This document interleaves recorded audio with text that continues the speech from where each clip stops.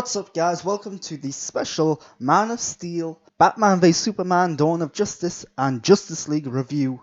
And today I'm talking Man of Steel. So, Man of Steel, this is only the second time I've seen the film. I saw it when it originally came out in cinemas, and I thought it was alright back then.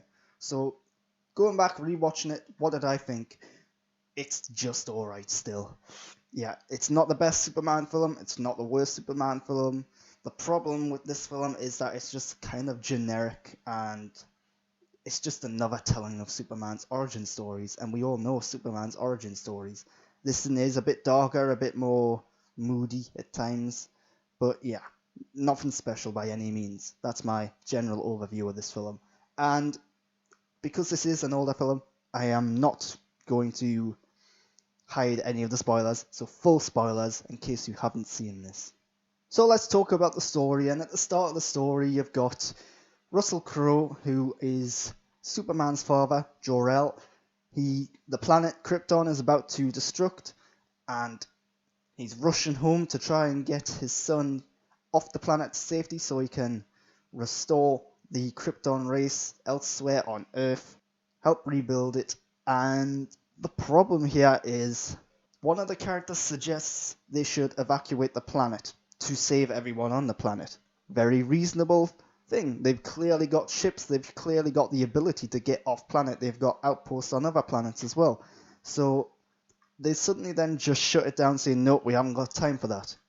Which is kind of rubbish because following this they have a huge battle. They then flee to the other side of the planet. Superman's then sent off planet, and then clearly sometime later, after Michael Shannon's character is Zod is captured, they have a trial. They then send him to the Phantom Zone. So clearly some time has passed in here. Why couldn't they have evacuated the planet? It looks like they had a lot of time to at least get some people off there and save some people's lives. So yeah, a little stupid if you ask me. So I've also mentioned already that this is just another Superman origin story. And that's kind of fine. I can get it. You want to modernize it, you want to update it, but the fact of the matter is, it's just the same origin story in a modern setting. They're not really doing anything different. They're not really doing anything unique or interesting about it. And Superman, by the way, I'm not a huge fan of Superman. I think he's fine. I do think he can be a little boring at times, but yeah, the whole origin story of this feels just a little wasted and pointless, really. They could have just hit the ground running saying, right, here's Superman. Do like a Superman Returns kind of thing where they don't have to rehash everything that's done before. And I get that Superman Returns was kind of a sequel anyway, so yeah. But we're not talking about that film. So there are flashbacks throughout this film. The flashbacks really do develop where the origins come from. It does show you how he learned to use his powers, how he learned to be the man who he is today. The problem is the flashbacks feel a little disruptive, they feel a little out of place, and compared to everything else that's going on, they're just boring. Again, mainly because we already know this stuff. They're just showing us stuff we've already seen. And this all amounts to the fact that this is essentially a remake or a reboot of something we've already seen before. It's not doing anything different, not doing anything new. So why do it? Well, simple: money. Yeah. Comic book movies, superhero movies, when this film came out, were the big thing. They still are the big thing.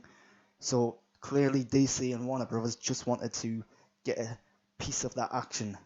So one of the things I do think is interesting is it changes the typical order of events in which things happen in the Superman story. So, for example, Lois Lane and Clark Kent know each other before he reveals himself to be Superman. So that's interesting. They also know each other before Clark Kent works at the Daily Planet.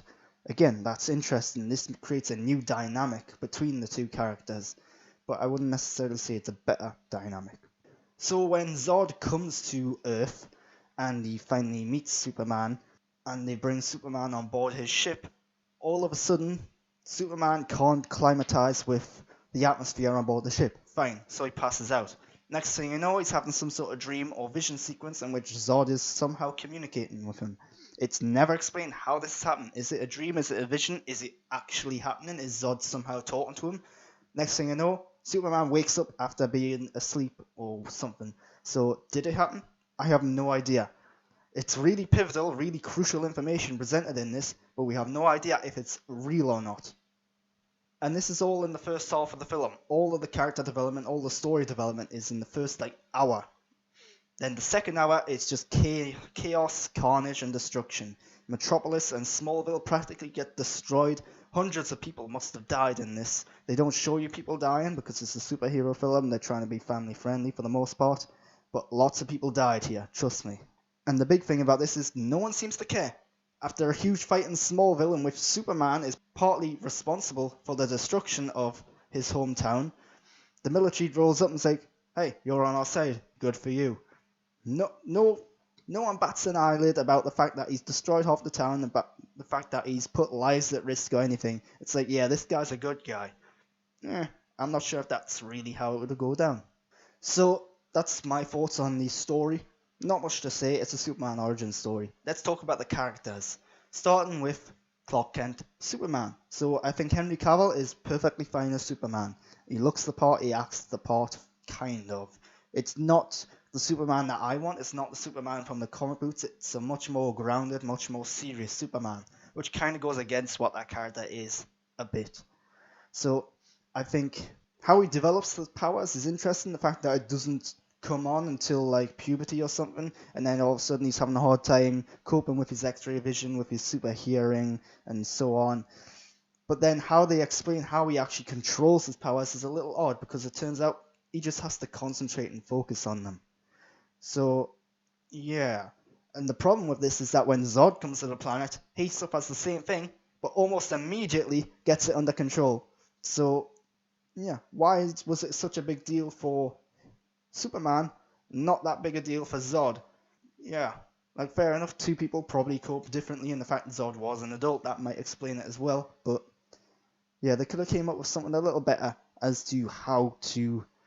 They could have actually shown you him focusing and really trying to harness his powers and control them a bit more. But then, of course, you couldn't have Zod come in later and doing the same thing because then the film would have to be much longer. Speaking of Zod, Michael Shannon is Zod. I think he looks the part, but throughout the film he is kind of just shouty and angry all the time. He's pretty one note.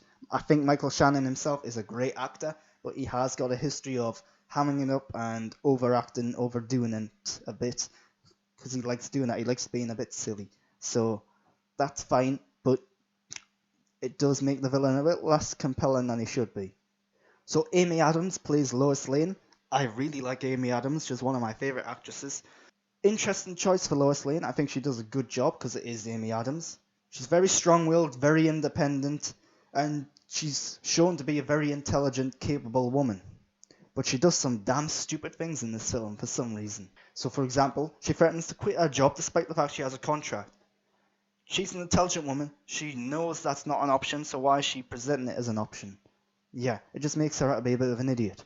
And when she first meets a unknown machine in this alien vessel, her first idea is to get right up and close to its face and try and take a picture of it, knowing full well that would probably cause some sort of reaction from the machine, and it does. It tries to kill her.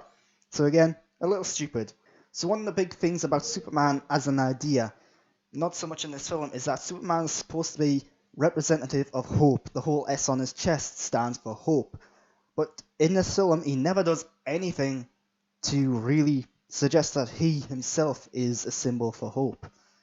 In fact, he's more of a superhero before he even becomes Superman in this film. That's when he's rescuing people from the oil rig and from the bus and so on. That's when he's being the proper, real Superman. When he actually becomes Superman in this film, he kind of just destroys half the city and, yeah, I'm a hero. It doesn't make much sense. And especially when we're talking about Batman vs Superman, when they are saying, oh, this guy's a symbol for hope, he's a huge hero and all that. He isn't. Yes, he saves the day. Yes, he kills the villain. But at what cost? Why is that a symbol for hope? It doesn't explain itself very well at all. Because what it's saying here is, this guy, he gets the job done, but there's a hell of a lot of collateral damage. Do you really want that as a hero? I wouldn't. And speaking of killing the villain, Superman kills Zod. So was that necessary? Was that smart? From my Superman knowledge, Superman does not kill. So the fact that they got this wrong is a big no-no in my eyes. And there's another instance of this in Batman v Superman, which we'll get into at a later point. But yeah, it makes sense that he killed him in the moment that he killed him, but maybe there was another possibility. Couldn't he have just flown off through the ceiling or something? Couldn't he have thrown Zod aside? Surely there was something else he could have done except for break Zod's neck in that moment. So yeah, it felt forced a little bit. So let's talk about the production side of things. This is directed by Zack Snyder. It's got that signature Zack Snyder look. Everything's got muted, dulled down colours, which kind of goes against what this character's about. He's supposed to be brighter, he's supposed to be colourful. So to make it more serious, to make it darker and moodier, fine, that's an interesting take to go. But when you're building a franchise, you kind of want the most accessible version of it, really. And that kind of goes against the character and it makes it less accessible. So to make it darker goes against the themes and tone of what the character's supposed to be. Again, a symbol for hope. It's not really a good thing when that symbol for hope is so dark, so moody, so serious. You want it to be a bit lighter, you want it to be a bit more accessible. And in relation to this is the lighting. Zack Snyder likes playing with lighting, he likes his lens flare. Throughout this entire film, the lighting is either too bright or too dull. It makes the film really just ugly at times. There's rarely a shot that's like perfect. That's the way it should look. Instead, everything just looks over stylized and overdone. There's no like middle ground. There's no perfect level of lighting. And again, this builds into the whole darker, moodier tone that they're going for. So it does that well, but it's just it doesn't make this a pretty film. It doesn't make you want to watch every aspect of what's going on the screen. So Planet Krypton is the home of the first like 20 minutes of this film. The problem is that the planet isn't all that imaginative, it isn't all that developed. You only really see a few buildings, you only get things in the background. A lot of it's from close-up shots. So yeah, that feels like a wasted opportunity, especially when you do get the full 20 minutes in that opening section of the film. That being said, the CGI and the special effects used to destroy the planet are really cool. The way that it's destroyed, the way that it explodes is really just good looking. Speaking of which, the CGI and special effects are really mixed in quality. Again, this isn't a recent film. I think it was 2013 or something like that. I'd have to look that up again. But the CGI, for the most part, it holds up. But there is an awful lot of CGI, particularly in the second half of the film when it is just CGI destruction. So the CGI, it's there, it works, but it's not the best CGI I've ever seen.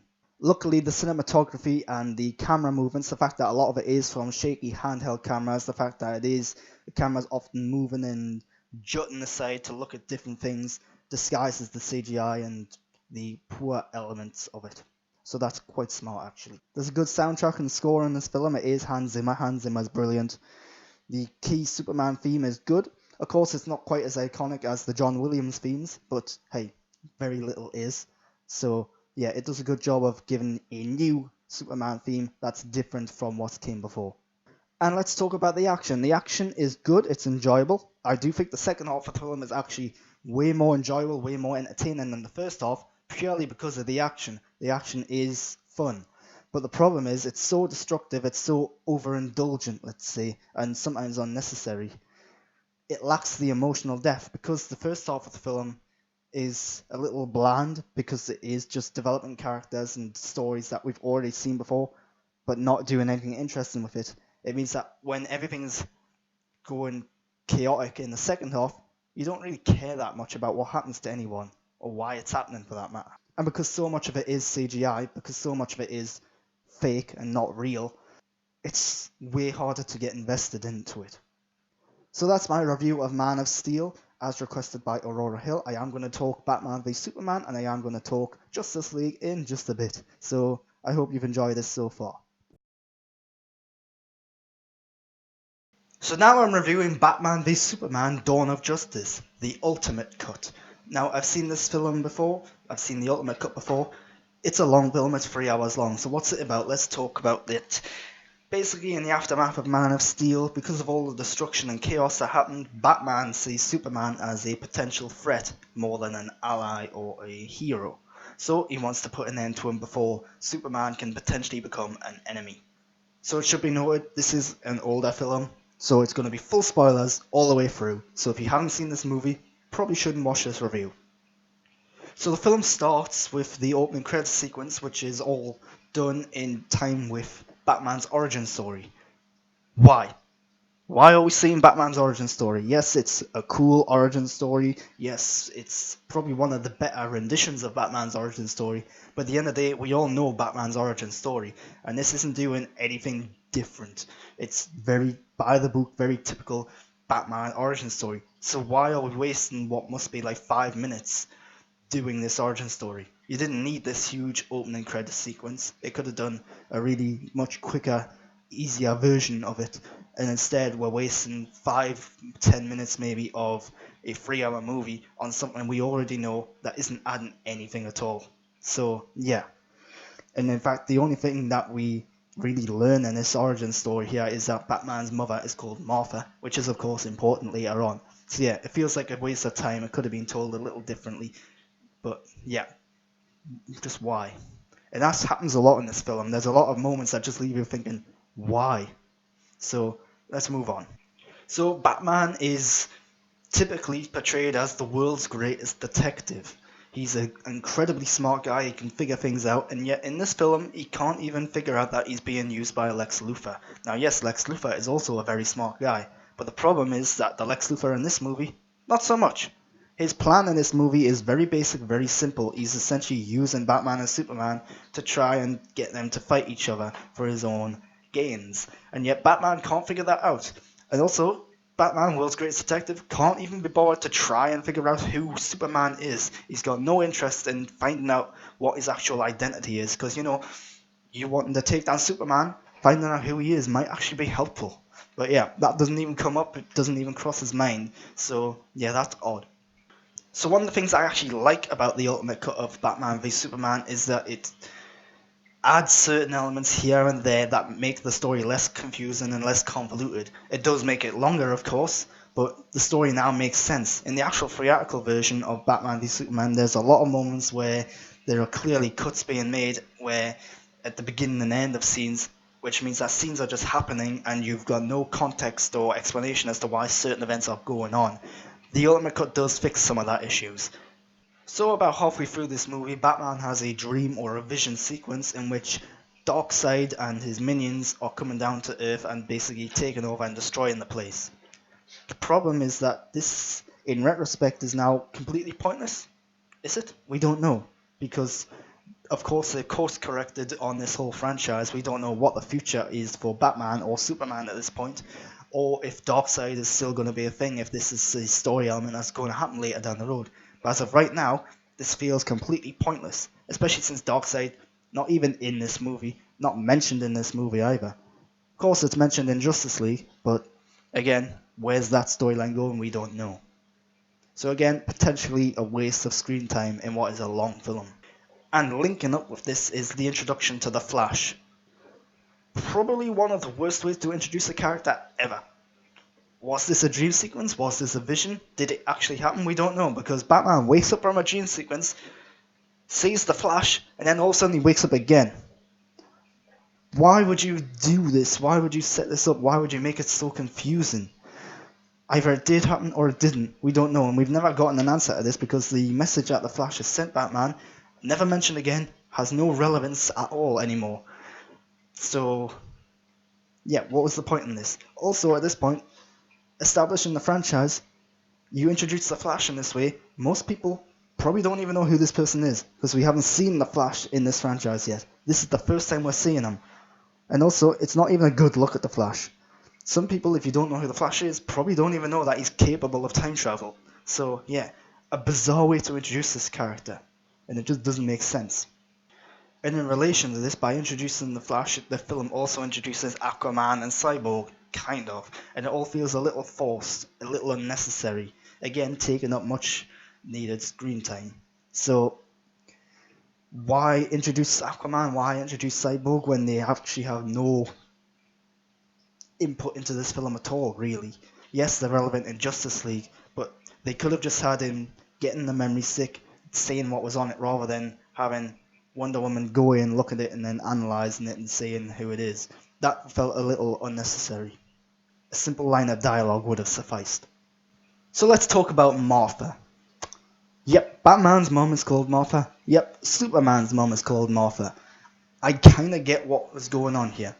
By having Superman say Martha, it brings Batman to a stop. Right, makes sense. But Batman is the world's greatest detective, or he's supposed to be.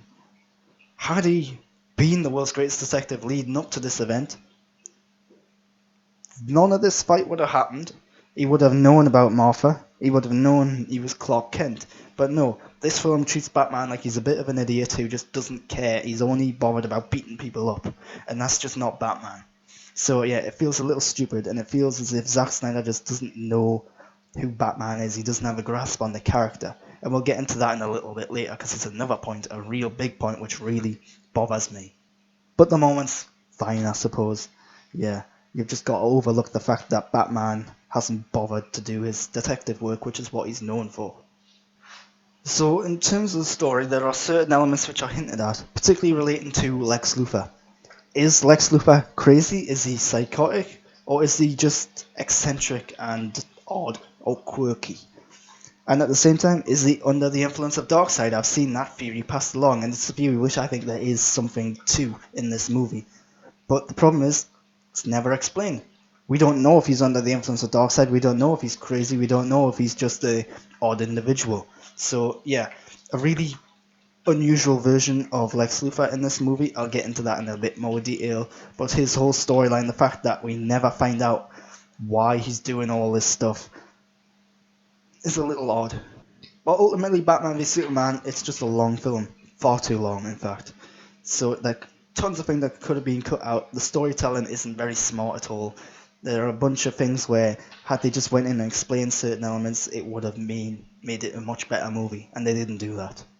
And then you've got the stuff at the end of the movie where it does become a generic CGI slugfest. So typical of superhero movies, by introducing Doomsday, who I'm not a big fan of Doomsday in the comic books or in any other version, but this version of Doomsday is just a big CGI monster. It's so bland, so generic, so boring, and yeah, the action scenes are cool, but at this point, you just don't care anymore because it's just a big monster. So let's talk about the characters a bit. Ben Affleck is Batman. I like his depiction of Batman. He's not my favourite Batman by any means, but he's alright in the role. The problem, and this is a huge problem, is Batman killing people. Batman does not kill people. In this movie, he's going around killing people left, right, and centre, doesn't even flinch, doesn't even bother. Now, I get that there are certain elements that have driven them to this point, but none of this is actually in the movie. We don't know his backstory leading up to this point, with the exception of his origins. We don't know all the bad things that have happened to him. There are certain things that are hinted at, but without them actually being there, it doesn't matter at all. So there's the whole thing that Robin might be dead in this universe. We know now that he is. But the fact that the director and writer Zack Snyder has had to come out and explain all this suggests that he hasn't done his job because it's not actually in the movie. So yeah, and the problem is the fundamental basic idea of Batman is that he's a vigilante who does not kill people. If you can't get that straight, you should not be doing a Batman movie, in my opinion. So Zack Snyder has also done an interview fairly recently where he is going on and explaining some of his decisions behind all this. And in my opinion, that interview perfectly sums up why Zack Snyder was not the right man for the job here. So yeah, Batman, killing people, not good. Henry Cavill and Amy Adams are there as Superman and Lois Lane respectively. They do a decent job, yeah. They're certainly not the main attention of this movie. By all means, this is essentially a Batman movie featuring Superman. So, yeah, they do their job pretty well, considering the amount of time and the amount of things they're given to do. For a lot of this movie, Amy Adams is kind of just there. So Gal Gadot is introduced as Wonder Woman. I think she's brilliant as Wonder Woman. I think she's really good, particularly in the movie Wonder Woman. But her introduction here, not entirely necessary. Again, trying to establish a larger franchise, I get that. But her introduction in the fight against Doomsday I thought was brilliant, particularly due to the score by Hans Zimmer. Her main theme song is really good, I think. So I liked all that moments, but she didn't need to be in quite so much of this movie, especially since she doesn't really do much until the final fight at the end. But yeah, I do like her. I do like her as Wonder Woman. So I've talked a little bit about Lex Luthor so far. Jesse Eisenberg, I think, is a good actor. I actually like his performance in this movie. I just don't like that it's Lex Luthor. In my opinion, so many screen versions of Lex Luthor have been this almost odd and quirky and kooky, like, scientist guy. Well, that's not Lex Luthor in my opinion. The Lex Luthor I like is from like the animated shows back in the 90s. And I haven't seen Smallville, so I can't judge on that one, but apparently that's a good version of Lex Luthor. So, yeah, a little disappointing that they've went for this odd, quirky Lex Luthor when, in my opinion, Lex Luthor is supposed to be really intelligent, almost quite serious in what he's doing. So, yeah, odd choice there, but I do like Jesse Eisenberg's performance. And Jeremy Irons is playing Alfred. I really like his version of Alfred. Probably one of my favourite versions of Alfred, because you so often get the stereotypical butler. So I like that we're getting a much gruffer, much more grounded and gritty Alfred in this movie. And I think Jeremy Irons does a good job, but he's not in a lot of the movie. So hopefully we do get a Batman movie eventually. I know Matt Reeves is working on one. Hopefully Jeremy Irons returns as Alfred, because I do really like him in that role. So let's end this movie by talking about the production side of things, starting with the cinematography. This is a gorgeous movie. It looks good. It's very stylish. A lot of good lighting in there. If it was a Batman film. The problem is that the cinematography just does not suit being a Superman movie. Superman, in my opinion, has to be much more colourful, much brighter. Everything's really dark, really moody, and it suits Batman really well. It just doesn't suit anyone else in the movie. There's also too much CGI. I don't like CGI when it's used this way. It makes everything look shiny and dull. It's not very. The CGI is good. It just gives the film an odd look, I think. Ultimately, the film is just too long though, and because of its length, there are pacing issues. It's slow in places, it's quick in others. It's just constantly going up and down in terms of how smooth things are going along, and it makes for a pretty odd film. So, Zack Snyder. I've got nothing against Zack Snyder. I like some of his films, particularly some of his earlier stuff like Dawn of the Dead. So, if you look at Zack Snyder's repertoire and his filmography, you'll see that all of the films in which he has really stuck closely to the original material, so Watchmen, 300, Dawn of the Dead, for example, they're good. Then all the ones where he's deviated a little from the original material, such as this one and Man of Steel, not so much. So, in my opinion, Zack Snyder, really good as a cinematographer, not so much as a director or a storyteller. He's good when other people are telling the story and he's just making it look good, but when it actually comes to storytelling himself, not so much. So that's my review of Batman v Superman. I'm not a fan. I do think the Ultimate Cut's a little better than the theatrical cut. That's the version I'd recommend, the Ultimate Cut. But it is long, it's 3 hours long. There are tons of problems in there. And that being said, the film does have good action scenes. There are some good characters in there. There are entertaining moments in there. So I'm not completely saying this is a bad movie. I think the Ultimate Cut takes it from being a bad movie to being just okay. But ultimately, I think Man of Steel is probably a little better. That being said, I'd much rather watch this. I do think there's more entertainment to be had in this movie than Man of Steel. So it's time to review Justice League, the third of Zack Snyder's trilogy of films in the DCEU.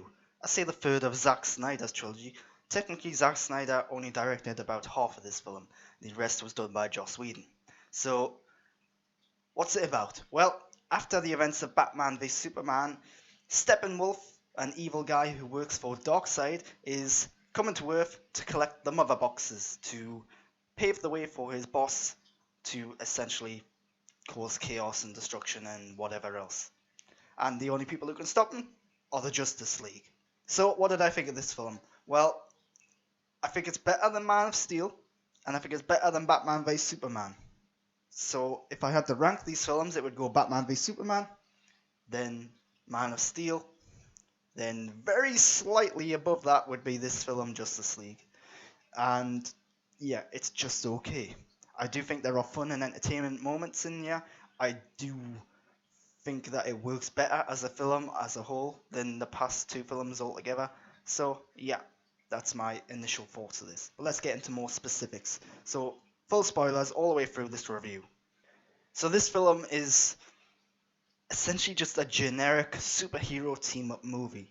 It's got all the normal beats of any superhero film. It's not doing anything special or interesting or unique. Chances are you've seen superhero films where certain plot elements and events have happened before, and yeah, that makes this film very predictable, very unoriginal at times. And one of the big problems that the story has is that it's juggling between two things. It's juggling between establishing the team and introducing the characters. Well, the problem is, one of those things should have already happened before this film, and that was introducing the characters. Now, yes, they kind of did that in Batman v Superman, but not really.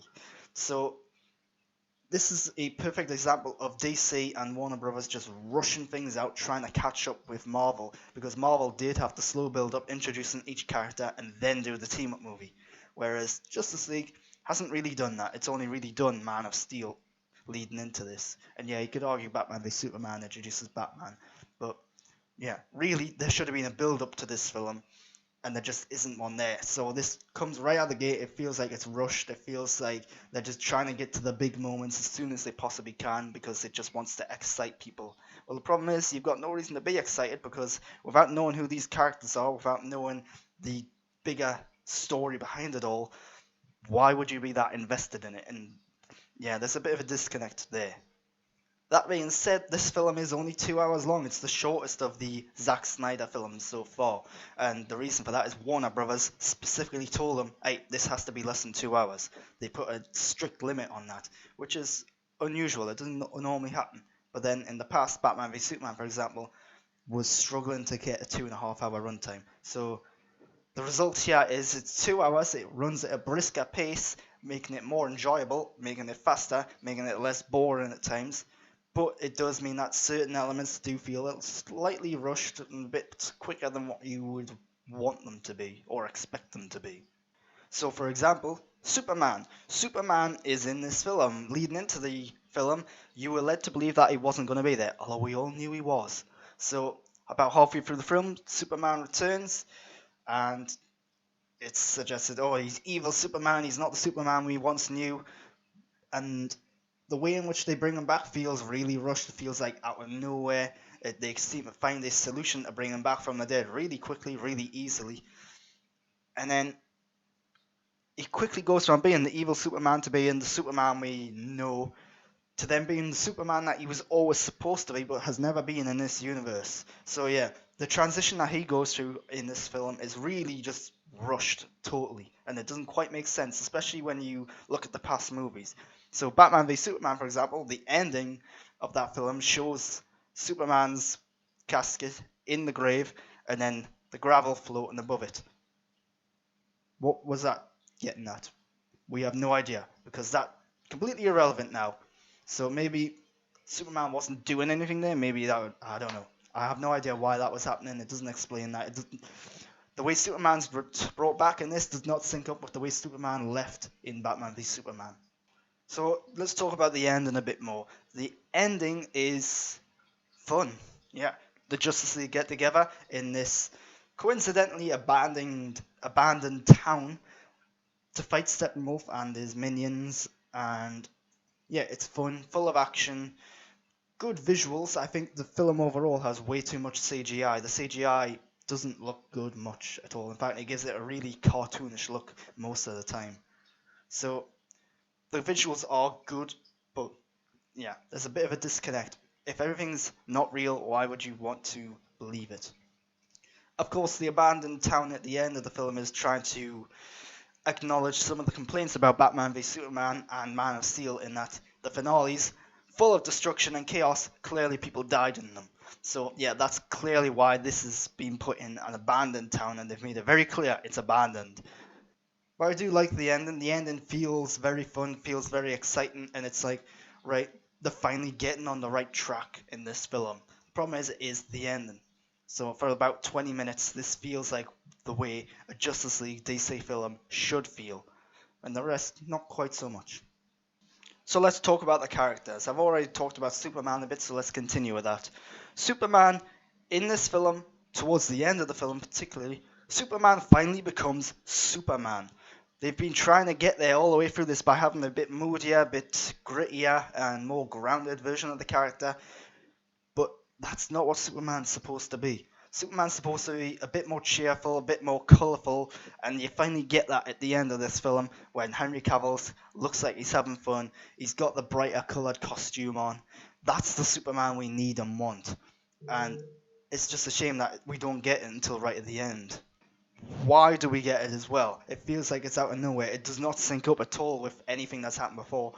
So, leading up to Superman's death, he was all moody and gritty and realistic and grounded. Then he died, then all of a sudden he's angry, then all of a sudden, oh, he's cheerful and happy and glad and everything. It feels really weird how that transition's happened.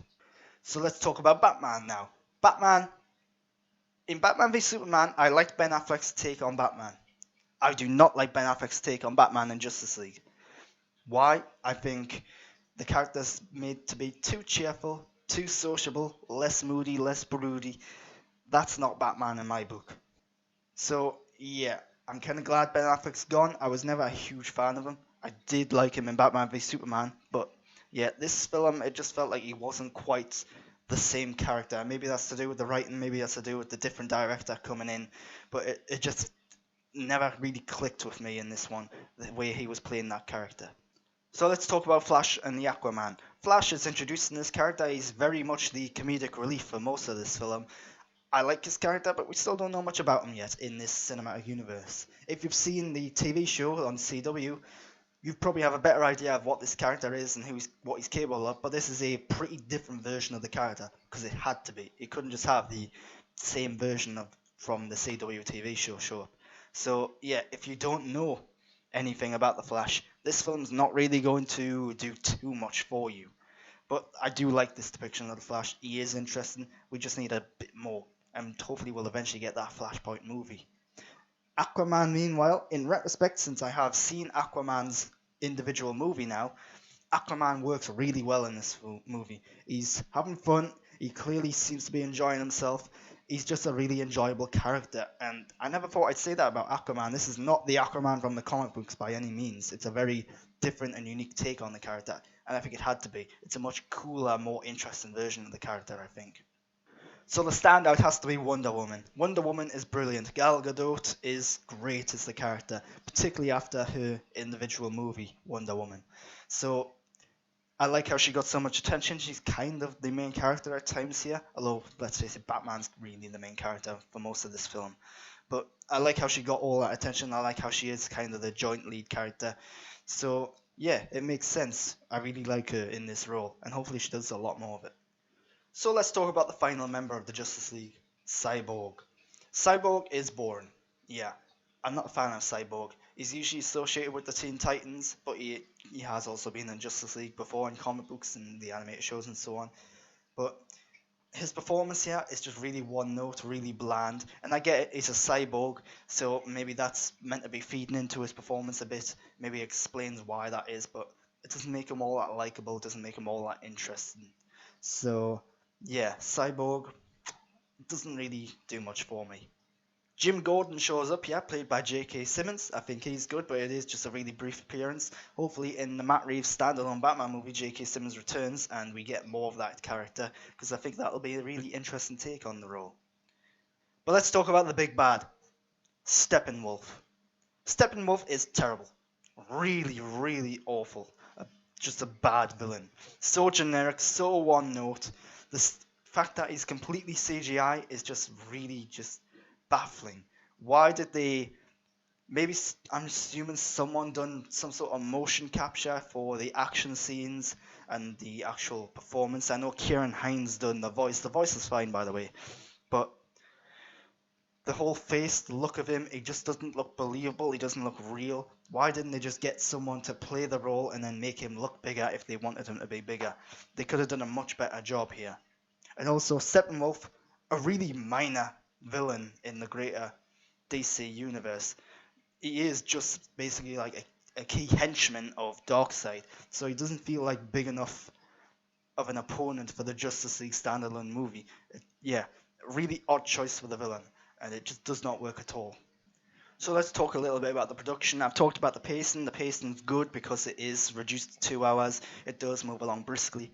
The action scenes are fun and enjoyable throughout the film. So if you like action movies, you're gonna like this. The score and soundtrack was done by Danny Elfman, who has worked on DC movies in the past. I like how it pays homage to some of the more iconic themes and scores of the past, particularly the Batman one. That's always a nice touch. And yeah, the score is just really good. It suits the film really well. The CGI is excessive in this film. It looks like a lot of it was filmed in front of a green screen. It looks like a lot of it just looks a bit cartoonish. For the most part, it works well, but in weird places, it doesn't work well at all, and it makes things look just odd and weird. So, I can't talk about this film and the CGI without talking about Superman, because famously, Henry Cavill was filming Mission Impossible Fallout while waiting for the reshoots of this film to happen. And the problem is, he wasn't allowed to shave off the mustache and beard that he has in Mission Impossible Fallout while doing the reshoots for this. So they essentially had to use CGI to get rid of the mustache and beard in this movie. Why? I don't know. When you die, it's well known that your hair continues to grow. They could have totally brought Superman back with a mustache and beard. Why didn't they do that? It looked pretty good. So, yeah, an odd choice. And the CGI does not work at all. There's moments in this where it just looks really bizarre and weird. And yeah, unusual choice. Particularly the very first thing you see in this film is like a cell phone recording, and it's so obvious that they've done this. They've so yeah, it's just really bad. They could have done a better job, and I get it. It was maybe rushed in places, but yeah, maybe they shouldn't have done that. So the other big thing about this film is that it had two directors. Zack Snyder directed about half of the movie, and then, well, the reason given was that Zack Snyder wanted to take time off to be with his family because of unfortunate events happening to him. But it was actually revealed there's a bigger story to it than that. Basically, he was fired. So, Joss Whedon, best known probably for Avengers and Buffy and Firefly, he came in, finished this film. Not only finished the film, he rewrote the film and reshot a lot of the stuff. So you can totally tell what Zack Snyder did. You can totally tell what Joss Whedon did. For the most part, it blends together nicely, but there are some tonal inconsistencies. You can tell that the darker, moodier stuff was Zack Snyder. You can tell that the more funny, quirky stuff was Joss Whedon.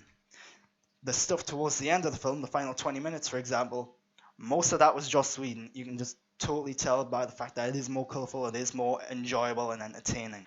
And that's not a knock against Zack Snyder. It's just Joss Whedon is a better filmmaker, in my opinion. At the end of the day, I just think Joss Whedon has a better grasp on these characters and the story and the way to tell the story. I think his tone and mood fits this way better than Zack Snyder's. Zack Snyder, he could totally do a Batman movie. It probably wouldn't be a good Batman movie, but he could totally do it and it would look and feel like a Batman movie. Joss Whedon, he could totally do a Superman movie. It would be a bit more colourful, a bit more lighthearted. And they've kind of mixed this together and it works well for the most part. But if you know what to look for, you can spot it. So that's what I thought of Justice League. I liked it a bit. It's better than Batman v Superman by quite a bit, and it's slightly better than Man v Man of Steel. So, yeah. These have all been my reviews of Man of Steel, Batman v Superman, and Justice League. I am going to post them individually, so if you don't want to watch the full thing, or if you haven't watched the full thing at this point, fine. You can watch them one by one. And yeah, let's just get into a bit about the franchise as a whole now to end things. What do I think of this franchise? I think it's finally starting to get on track a little bit. But at this point, it's kind of too late, too gone. They've just got to keep rolling with it because they can't reboot it again. So it started off rough. Man of Steel was fine as an introduction. Batman v Superman was awful at places. Suicide Squad was absolutely terrible. Then this came out. Wait, no, it wasn't this then. It was Wonder Woman came out. That was great until the final 20 minutes. The final 20 minutes of Wonder Woman really just dropped the ball. But for the most part, it's a really good film. Then you have this film, which is okay. It's a fun, enjoyable film, but it's pretty forgettable, pretty generic. And Aquaman, I think, is really fun, really entertaining. I had a lot of fun watching that movie, in fact. And I haven't seen Shazam yet. Basically, what should have happened is you should have had all the standalone movies leading into Justice League. Then you could have had the overarching thing with Darkseid. It doesn't look like the Darkseid thing is going to happen anymore. I don't know. Apparently, there's no plans for another Justice League movie. So, yeah. Also, it looks like Henry Cavill and Ben Affleck are gone. Who's playing Batman and Superman now? We don't know. So the whole state of this larger franchise is really odd right now because it's still going on with Shazam and Aquaman and Wonder Woman, and maybe we'll get the Flash film someday. But they're all kind of just doing their own thing now rather than being a connected universe. It's odd. But yeah, that's all I got to say about these films for now. I hope you've enjoyed these reviews. These were suggested by Aurora Hill on YouTube, so thanks for that. And if you've got a topic you want me to discuss or a film you want me to talk about, let me know in the comments below. Subscribe to my channel though, give me a thumbs up, like this, share it across social media, let others know about it, and follow me on Twitter and Instagram at _Grant Burton. Until next time though, thanks for watching.